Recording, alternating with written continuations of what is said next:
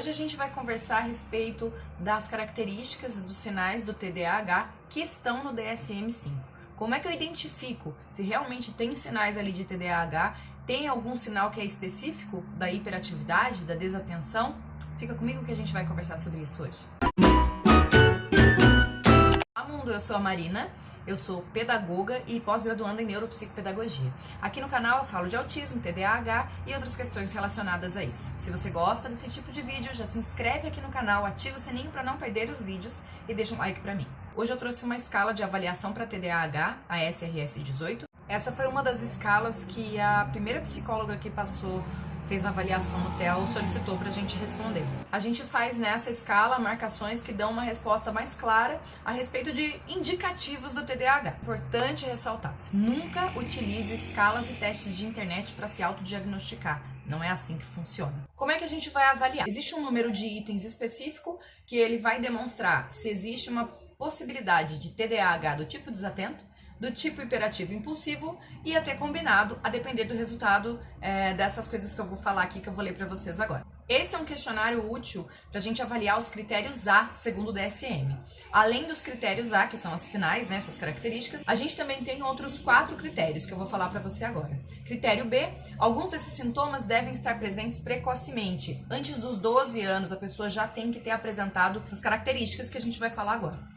O critério C, existem problemas causados por conta desses sintomas em pelo menos 2 ambientes da sua vida, ou seja, ambiente escolar, ambiente profissional, social, amoroso, tem que causar prejuízo na vida do sujeito. Mesma coisa da avaliação do autismo. Critério D, há problemas evidentes por conta dessas características. Critério E, se existir algum outro sintoma como psicose, ansiedade, depressão, essas características não podem ser explicadas por esse outro transtorno ou por essa outra condição. Então, se as outras condições que a pessoa tem já explicam esses comportamentos, então a gente descarta TDAH. E agora eu vou ler os 18 itens da nossa escala. A cada frase que eu disser, você vai marcar de 0 a 4, sendo 0 para nunca, 1 para raramente, 2 para algumas vezes, 3 para frequentemente e 4 para muito frequentemente.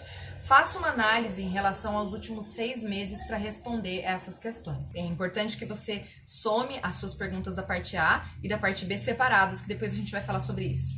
Número 1. Com que frequência você comete erros por falta de atenção quando tem que trabalhar num projeto chato ou difícil?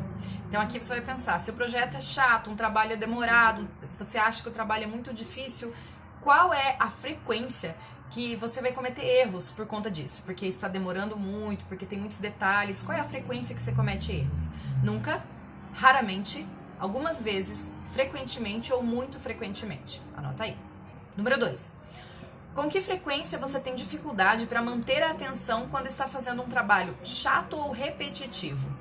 Aquele trabalho de ficar dobrando roupa. Trabalho básico.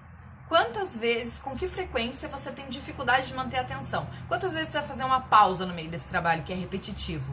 Um trabalho que é chato, que tem que ficar fazendo coisas assim, ó, sabe? Sempre com aquela mesma frequência. Número 3. Com que frequência você tem dificuldade para se concentrar no que as pessoas dizem, mesmo quando elas estão falando diretamente com você?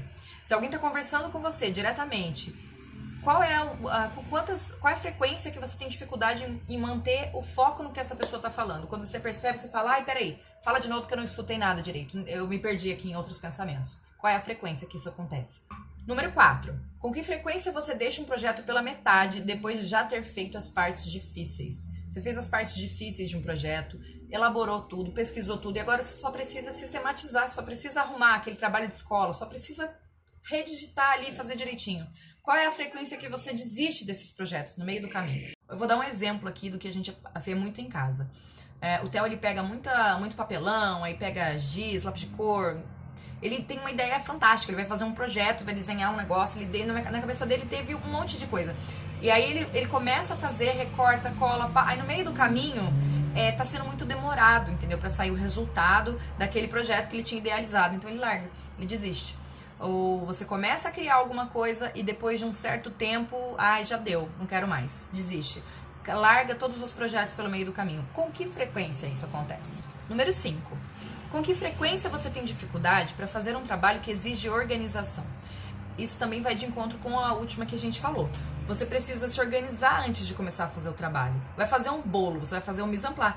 Vai separar todos os ingredientes, as medidas, colocou ali a sua receita. E isso exige uma certa organização. É claro que eu estou dando um exemplo muito simplório, mas isso exige uma certa organização. Com que frequência você tem dificuldade de fazer isso, de organizar as suas coisas antes de começar um trabalho? Número 6. Quando você precisa fazer algo que exige muita concentração, você sabe que você vai precisar estudar para a prova, estudar para o concurso. Com que frequência você evita ou adia o início? Deixa para a última hora, você vai fazer só no final para não deixar sem fazer. Com que frequência você fica adiando porque sabe que é um negócio que vai exigir demais de você? Número 7. Com que frequência você coloca as coisas fora do lugar ou tem dificuldade de encontrar as coisas em casa ou no trabalho? Com que frequência você perde os seus itens? Perde as suas coisas? Essa que é a pergunta. Com que frequência você fala, ixi, onde que eu coloquei minha chave? Cadê meu óculos? E às vezes o óculos tá aqui, né? Número 8. Com que frequência você se distrai com atividades ou barulhos à sua volta? Ela vai bem de encontro quando eu coloquei aqui o vídeo explicando um pouco sobre o TDAH. Com que frequência você se distrai no meio de uma atividade? Eu tô aqui conversando com você e de repente passa um carro, escuto barulho de cavalo e eu vou parar aqui e vou dar uma olhadinha. Com que frequência você se distrai assim com pequenas coisas? Ou então se você estiver numa sala fazendo uma atividade e alguém começa a conversar, você vai se distrair com essa pessoa? Vai se distrair com as vozes à sua volta ou você consegue se concentrar? Qual é a dificuldade? Com que frequência você se distrai com esses barulhos à sua volta? Número 9. Com que frequência você tem dificuldade para lembrar compromissos e obrigações? Não é só da data de aniversário do companheiro, da companheira, ou do pai ou da mãe, não. Diversos tipos de compromissos. Com que frequência você se esquece que marcou alguma coisa, ou se esquece de uma obrigação, você tem uma tarefa que você tem que fazer diariamente. Com que frequência você se esquece desses compromissos, dessas obrigações? Nossa, eu tinha que ter lavado a roupa. Eu tinha que ter tirado a roupa da máquina para pendurar e ela tá lá 2 dias. Com que frequência você esquece compromissos e obrigações, mesmo os mais simples? Essas foram as perguntas da parte A. Agora, a gente vai fazer as perguntas da parte B. Número 1. Com que frequência você fica se mexendo na cadeira, balançando as mãos ou os pés quando precisa ficar sentado por muito tempo? Na escola a gente vê muito isso. Fica batendo com a caneta na mesa, fica batendo o pé no chão. Com que frequência você tem dificuldade em se controlar esses movimentos quando precisa ficar parado? Numa sala de espera, quando você está esperando para ser atendido no banco, ou esperando numa fila, em alguma coisa desse sentido. Número 2. Com que frequência você se levanta da cadeira em reuniões ou em outras situações que deveria ficar sentado? Isso também a gente pode fazer a referência para a sala de aula, mas para a vida adulta a gente traz para reuniões. Quantas vezes você precisa levantar? Quantas vezes você está num cinema, você consegue ficar sentado assistindo?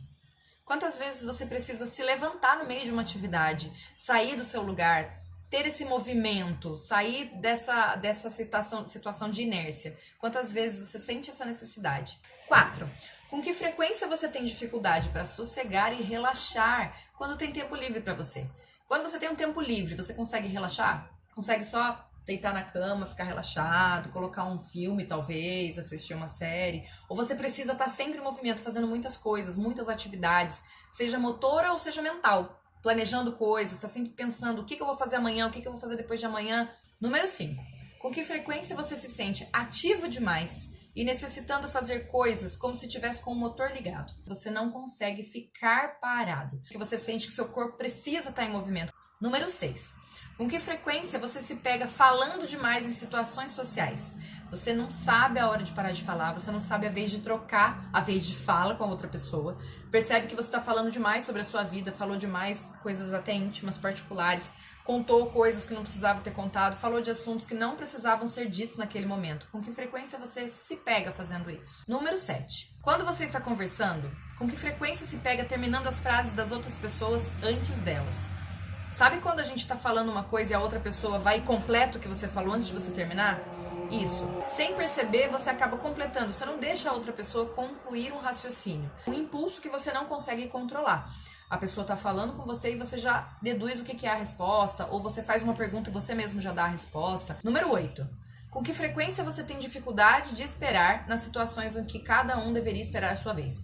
Isso pode ser para criança, seja numa fila, de pegar um lanche na cantina, esperar a sua vez de ir ao banheiro. Com que frequência você tem dificuldade de esperar a sua vez, começa a ficar incomodado, começa a ficar irritado, de ter que ficar esperando, não chega a sua vez nunca. Número 8. Com que frequência você interrompe os outros quando eles estão ocupados? Alguém tá fazendo alguma coisa, mas você precisa falar com aquela pessoa naquela hora. Você não consegue esperar. Esperar é horrível. Esperar quando essa pessoa vai ter disponibilidade pra mim, eu não sei. Eu preciso falar agora. Ela pode estar conversando com outra pessoa. E a criança, geralmente, assim, dois adultos conversando e a criança vai e entra no meio, não quer nem saber o que eles estavam falando. Ô mãe, pergunta alguma coisa assim, bem atravessada, né? Isso relata bastante a impulsividade. Com que frequência isso acontece? Agora você vai somar a parte B. O que a gente precisa descobrir aqui? Quantos pontos foram feitos? A gente vai contar os pontos frequente, que é o número 3, e muito frequente, que é o número 4. Quantos pontos do frequente e muito frequente você fez na parte A e na parte B? Soma aí e vamos ver o resultado. Se você marcou pelo menos 4 frequentemente ou muito frequentemente na parte A, é bem provável que exista um TDAH do tipo desatento. Se você marcou pelo menos 4 na parte B, 4 frequente ou muito frequentemente, tem uma grande possibilidade de existir um TDAH do tipo hiperativo impulsivo. Se tem 4 nos dois, a possibilidade é de que exista um TDAH do tipo combinado, com ambas as características. E o que você faz agora com essa informação? E como a gente combinou, ninguém vai sair se autodiagnosticando. Se você marcou 4 ou mais pontos na seção A ou na seção B, ou até nas duas, procure um médico e faça uma avaliação completa, tá bom? Deixa aqui nos comentários pra mim qual foi a pontuação que vocês fizeram no A, no B, na total. Esse foi o vídeo de hoje. Não se esquece de se inscrever aqui no canal e ativar o sininho de notificação. No próximo vídeo a gente fala mais sobre sinais além do DSM. A gente vai conversando. Beijo, até o próximo vídeo. Tchau!